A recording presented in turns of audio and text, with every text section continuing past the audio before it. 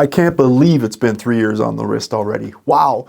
Wow, you haven't seen an update for a long time. The Seagull 1963, a classic, comfortable chronograph, despite its delicate movement, but packs a great punch.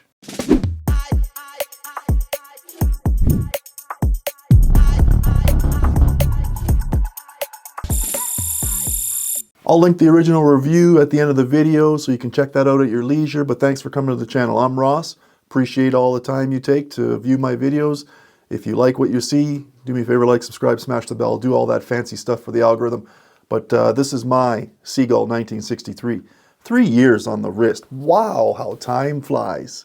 I mean, I love tool watches, I love chronographs, you may be aware of that, but also military designs especially, they are nice. And I've owned a few. This one, value for dollar though, probably one of the best deals on the planet. And it's not automatic, but it is a mechanical movement. A great watch design with excellent aesthetics, and an exhibition case back so you can take a look at this movement running around in there. Like in the original review, this watch has been used by the Chinese Air Force over years, dating back to, of course, where it gets its name, the 60s, 1963, for Seagull. After 3 years wearing the Seagull on the wrist though, this mechanical aviator chronograph is dynamite. I'm excited to share my experiences with you with this iconic timepiece, known for its rich history and design.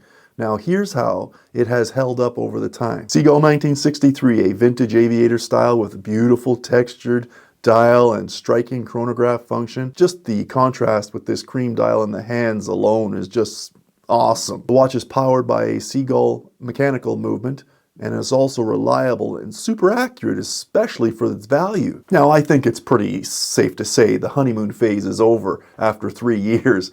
It's been dynamite and comfortable every time I put it on the wrist. This 38mm case has suited my wrist size perfectly. I mean, I'm 7¼ inches and it just looks fantastic. It works. I broke it in originally on the leather strap, but I found that one to be a little bit flimsy, a little bit small. So I switched it over to the olive green military-inspired NATO strap. I felt that it fit, you know, the whole design, and it just worked. It's comfortable and it suits the look, and I've been wearing it ever since I got the watch. Don't worry, I still have the leather strap just in case you're in the mood. Now, I don't wear it every day, but I wear it when I'm in the mood and it never disappoints. Both for casual, formal occasions, whatever it might be. I mean, it's a tool watch after all, but it does pass for that casual look, and the accuracy's always been decent. But let's put it to the test here. I've got the timographer out so we can turn the camera around, get a bird's eye view, and check out what's happening here as far as how it's holding up this movement. Now, I haven't done this since I got the watch a few years back, so let's see if this chronograph function is working flawlessly and she's keeping good time. Now, it actually doesn't look too bad here. I'm coming in at plus 5 seconds a day roughly. We have 21,600 vibrations per hour right here. This is a big number here though. We usually want to be around 0. And apparently with the beat error, anything over like plus like 0.5 to 1, they suggest that a service could be necessary. I mean, we're coming in at 0.3 now, 0.4, and as you can see, running a little bit fast. So yeah, maybe it could use a service.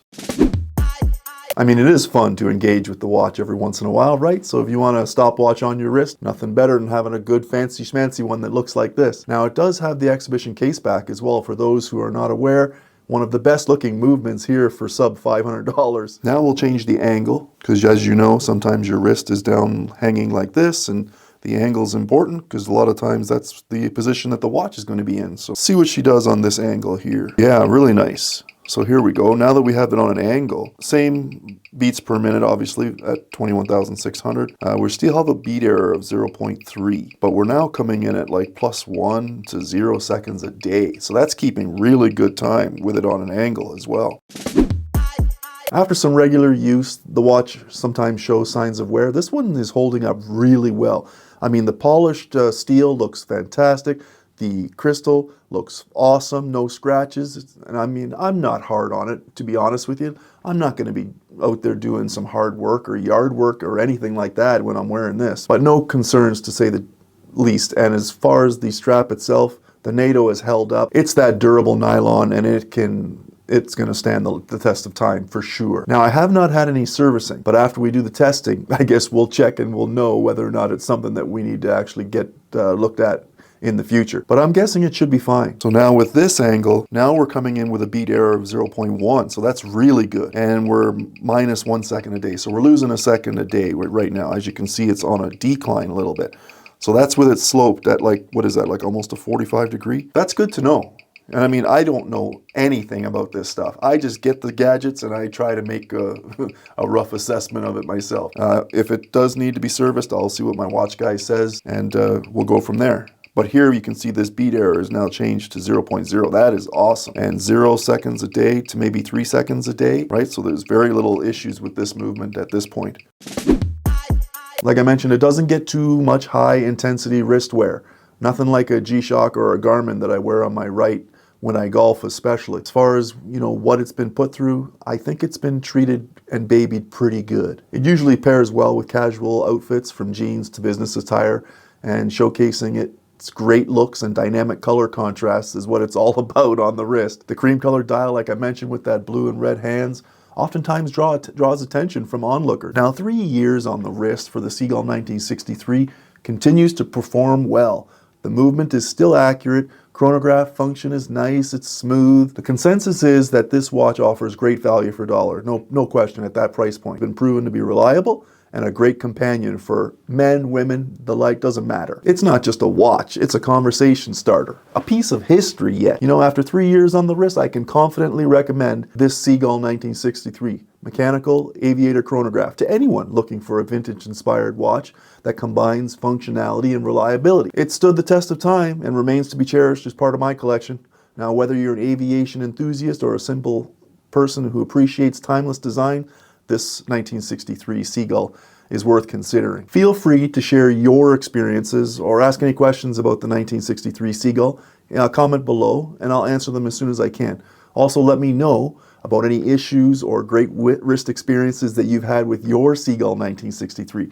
Not to mention, which variation or design do you have? Because you know there are a few, especially I think there's a darker dial as well as there's also like a larger size, 42 I believe it is. That's awesome. Let me know your experiences. I'd love to chat with you. It's not going to let you down. It hasn't let me down yet. I think that's enough for today. Thanks for coming to the channel. I'm Ross. We're going to see you on the next one.